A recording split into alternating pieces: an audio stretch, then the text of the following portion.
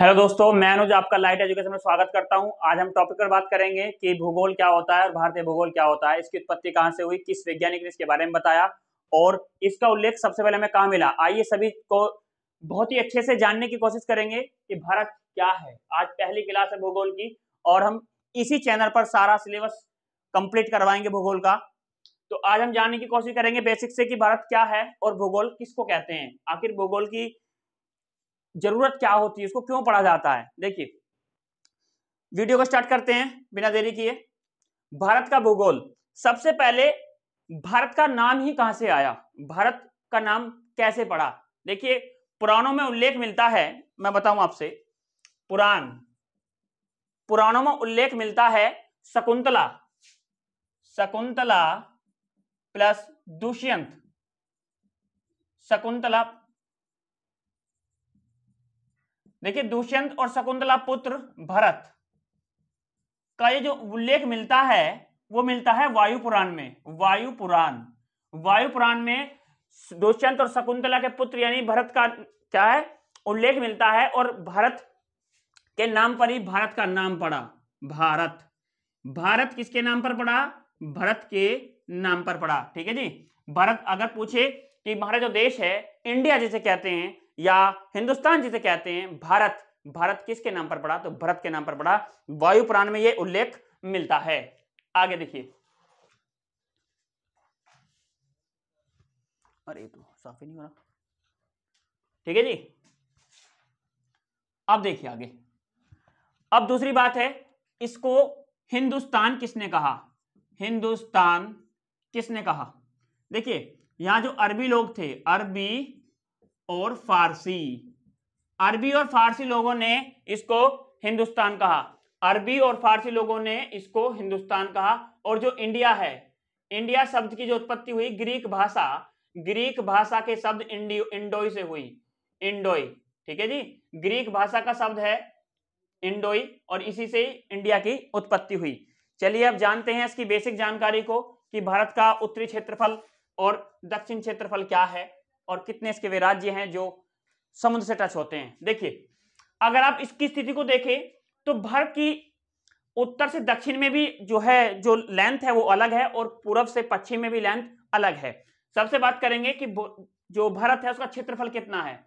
देखिए, भारत का क्षेत्रफल 32,87,000 kilometre square, 32,87,000 kilometre square Bharat का क्षेत्रफल है। अगर पूछा जाए कि भारत पूरे विश्व का कितना परसेंट है, पूरे विश्व का, देखिए पूरे विश्व का 2.4% भारत का क्षेत्रफल है। यानी सारे देशों को कलेक्ट किया जाए, उनका क्षेत्रफल निकाला जाए तो उसका 2.4% भारत का क्षेत्रफल होगा। ठीक है जी।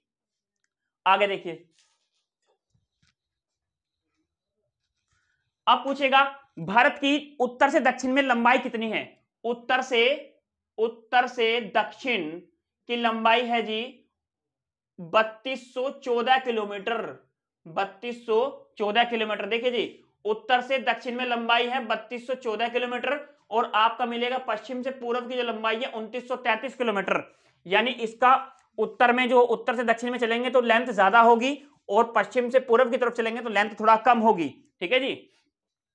अब पूछेगा भारत का सबसे उत्तरी बिंदु क्या है, सबसे दक्षिण बिंदु क्या है, पश्चिम बिंदु क्या है, पूर्वी बिंदु क्या है। चारों को जानेंगे। जो भारत का सबसे उत्तरी बिंदु है वो इंदिराकोल है। इंदिराकोल ये कहां है जी, लद्दाख में है। इंदिराकोल भारत का सबसे उत्तरी बिंदु है जो कहां है, लद्दाख में है। अब देखिए सबसे पूर्वी बिंदु क्या है, किबीथू। देखिए जी, किबीथू बिंदु ये अरुणाचल प्रदेश में है जी, अरुणाचल प्रदेश। किबीथू बिंदु भारत का पूर्वी बिंदु है जो अरुणाचल प्रदेश में है। दूसरा सबसे दक्षिणतम बिंदु, देखिए मुख्य भूमि का दक्षिणतम बिंदु अंडमान निकोबार में मिलेगा आपको। ठीक है जी, इंदिरा पॉइंट। ठीक है जी। अगर पूछेगा भारत का भारत का दक्षिणतम बिंदु है तो कैप कैमोरीन ये आपको मिलेगा तमिलनाडु यानी कन्याकुमारी। यानी आपको भारत का दक्षिणतम बिंदु मिलेगा तमिलनाडु, कैप कैमोरीन नाम है इसका, और ये मिलेगा कन्याकुमारी में। ठीक है जी। अब पूछेगा भारत का सबसे पश्चिमतम बिंदु कौन सा है, तो आपको मिलेगा गुजरात में, कच्छ क्षेत्र में, गुजरात के कच्छ क्षेत्र में गुहार मोती नाम है। गुजरात के कच्छ क्षेत्र में क्या मिलेगा, गुहार मोती, ये सबसे पश्चिम बिंदु है। देखिए भारत के पूर्व में बंगाल की खाड़ी है, भारत के पूर्व में बंगाल की खाड़ी है और भारत के पश्चिम में अरब सागर है। ठीक है जी, भारत के पूर्व में बंगाल की खाड़ी और भारत के पश्चिम में अरब सागर और इसके दक्षिण में हिंद महासागर है।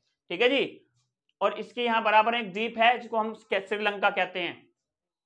देखिए जो आपको अंडमान निकोबार दिखाई दे रहा है ये भारत का ही हिस्सा है और ये भी बंगाल की खाड़ी में ही होता है। इस पर हम क्लास अलग बनाएंगे, बड़ा चैप्टर है, लेकिन it is a part of India. ठीक है जी, ये भारत का हिस्सा है और ये केंद्र शासित प्रदेश है। इसकी राजधानी पोर्ट ब्लेयर है, पोर्ट ब्लेयर। ठीक है जी, तो अब ये थोड़ी सी स्थिति थी, अब और बातों को जानेंगे। देखिए भारत जो है उत्तरी गोलार्ध में है, भारत उत्तरी गोलार्ध में है पूर्णतः। देखिए पूरी पृथ्वी को ऐसे बांटा गया है, पूरी पृथ्वी को बांटा गया है ऐसे। तो अब देखिए ये तो दक्षिणी गोलार्ध हो गया और ये उत्तरी गोलार्ध हो गया, तो भारत की जो स्थिति है वो ऐसी है, यहां पर है। तो भारत की स्थिति कैसी है, भारत पूरी तरह से उत्तरी गोलार्ध में है।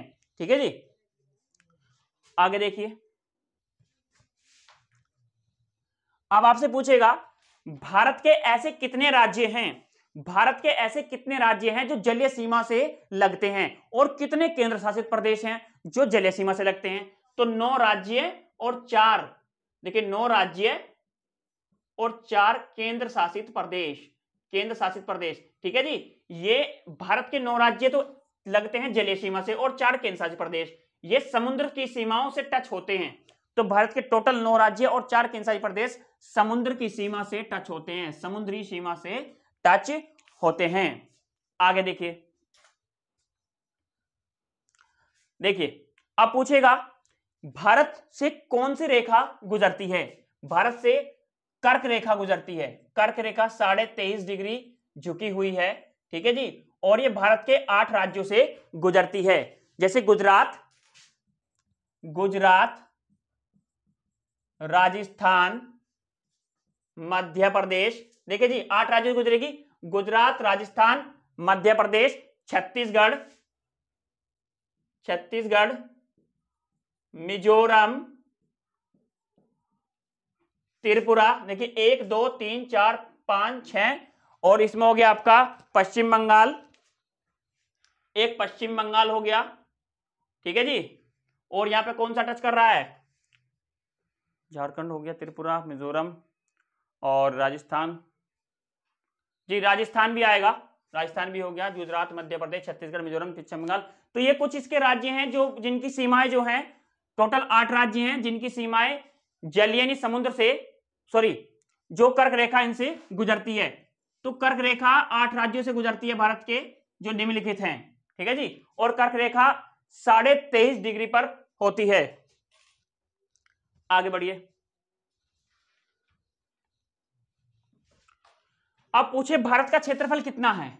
भारत का क्षेत्रफल की मैंने बताया आपको पूरे विश्व का 2.4% है और 32,87,000 किलो, 32 टोटल अगर आपसे पूछे, वैसे तो मैंने आपको बताया 32,87,000 किलोमीटर स्क्वायर, और टोटल पूछे तो 32,87,263 वर्ग किलोमीटर स्क्वायर। ठीक है जी, अब आगे चलते हैं।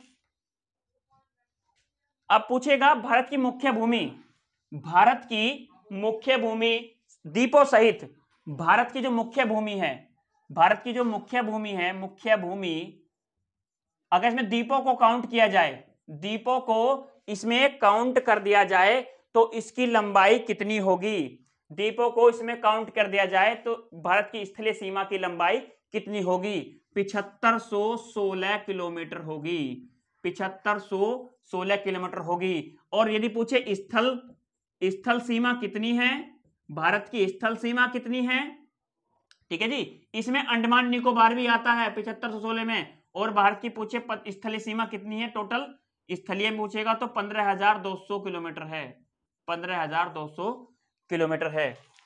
तो दोस्तों ये थी कुछ बेसिक जानकारी जो हमने भारत के बारे में सुनी, ये हमारा कॉन्सेप्ट था, इस तरह से भारत है। और आगे भी हम लेटेस्ट वीडियो बनाएंगे। अगर ये वीडियो को आप ज्यादा से ज्यादा शेयर करें, लाइक करें, सब्सक्राइब करें।